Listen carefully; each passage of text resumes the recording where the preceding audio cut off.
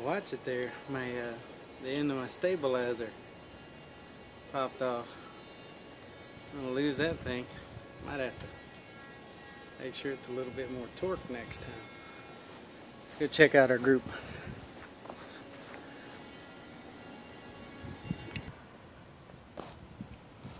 Looks like we got a pretty good group this time.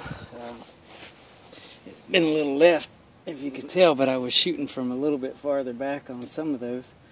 And I'm a little bit rusty. But we're trying to work it in there. I had to make an adjustment today to get on center line. And I believe that I found the center line to that. And you heard it hitting through on the other side of the wood, so that tells you a little bit about how close I am. I'm just in the lower yardages right now, 20 yards. And here, right here is an example of why you shouldn't shoot all of them into one. This is the second time I've done that today, so I learned my lesson. I'm going to start shooting at different. I'll shoot about 3, maybe 2 arrows at one time at one circle. If you can see there, that's what happens. It blows out the backside of the target and hits that wood. These things got a lot of power. Some of these new bows, so you got to be careful with what you're shooting. Don't pick a flimsy backstop. All right, I'm gonna move over to the sitting position and see how we can go there, mimicking like we were sitting inside of a blind. Just realized I didn't show you guys what I was shooting. I have a Matthews Legacy with G5 rest, G5 sights. Just got it restrung up at Cinnamon Creek Archery in Fort Worth, up near Cabela's. Got the Trophy Ridge stabilizer, and also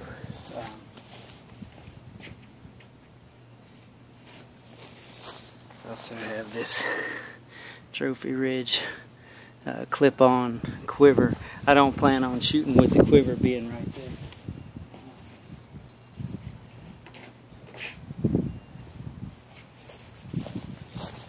What we're going to be hunting with, but not necessarily what I'm practicing with at the moment, are these Gold Tip Hunter 340 spine blazer vanes, and I'll switch it out. I got some Cabela's broadheads from a buddy of mine, and also got Schwackers and the G5, some G5 heads from before. Anyway, let's get to this shooting so it don't take too long.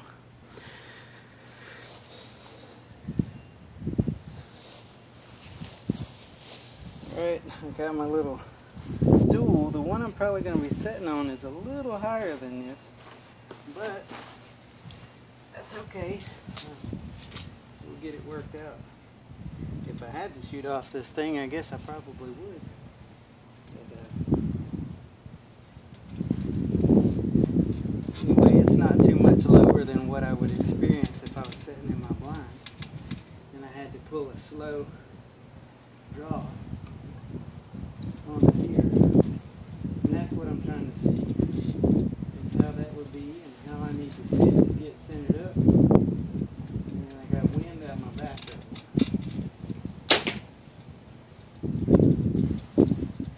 So that wasn't too bad. We got the lower third of the bullseye.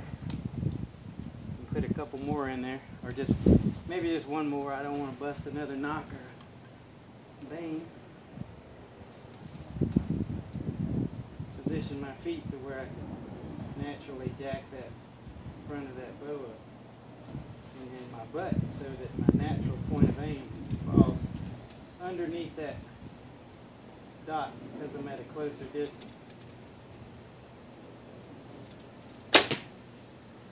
That time I shot a little bit low because I jerked it. So I'll go one more and then move on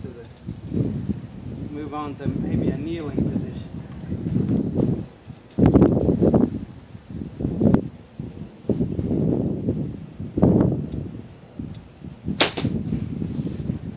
Alright, that one was good because it was side by side with the other arrow. And that's what I'm used to doing at the lower yardages. Give you guys a little bit better idea of what I'm shooting at here. It's not very far, you know, but I'm gonna back it up over time.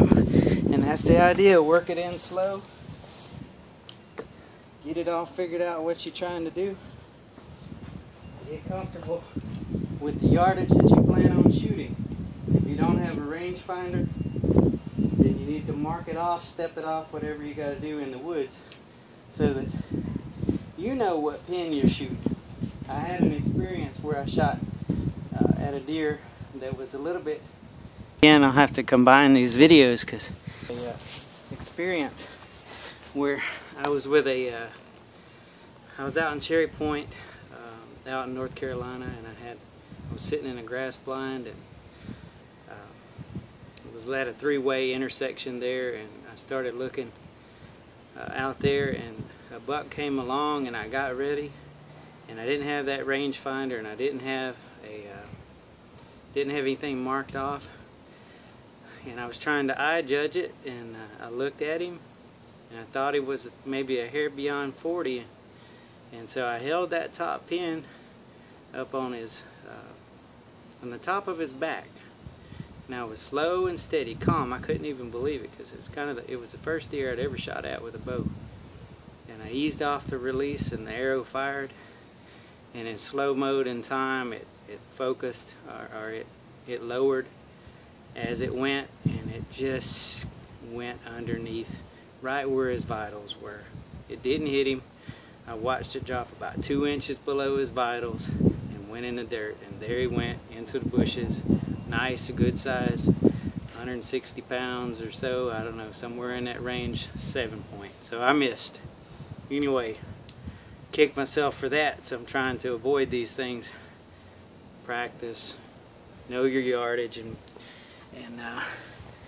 you should be alright. So we're going to try a couple. I'll let you see what I'm doing from another angle. Got my arrow knocked up. I'm going to sit a little bit offset. I'm going to send another one.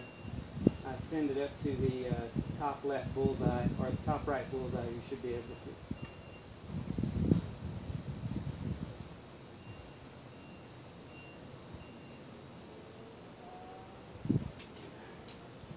Let that down. I was wearing my glasses.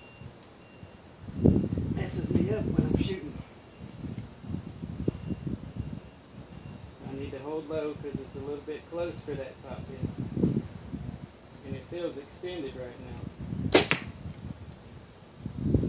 So I released that one a little bit early, but moving on to try another shot. Hold a little bit less low. I'm having to look past the string because my peep is off. The wind's at my back. They're ending up about the same spot, so I'm holding low. And I'm going to have to cut it short for this one because I come up on that one that I was talking about right there, that broken one.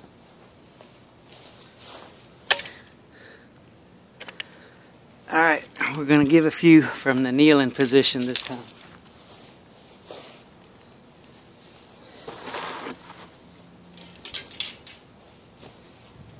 I just realized that I had moved yardages, just what I was telling you. I had moved yardages a little.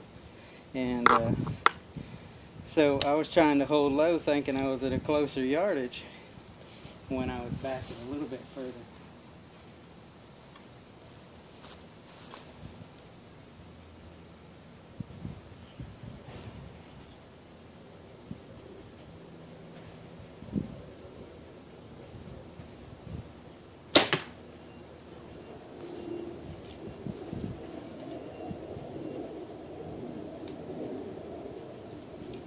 Was a little shaky. It's different shooting from the kneeling, especially if you're on two like I am now.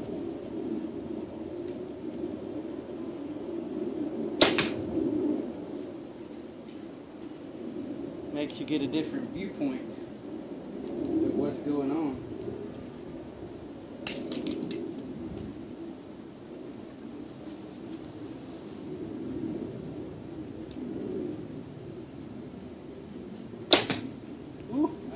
happened to that?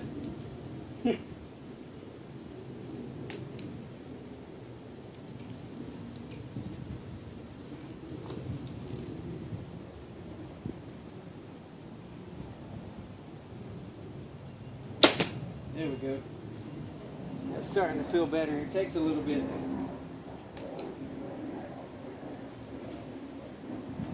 Now this one I'm going to come up on both knees. Feels a little bit less stable, but not too bad. However you think you're going to shoot, that's the way to go, is to practice it a little bit. I think that's about all we're going to talk about for now, but just consider those things so you don't release that trigger on an unethical shot. You got to be sure. You don't want to be wasting animals. I know that the wilderness reclaims them, you know, with much efficiency, but it'd just be better if you didn't leave an animal suffering. I know we all want to do that, you know, want to keep an animal from suffering with trapping and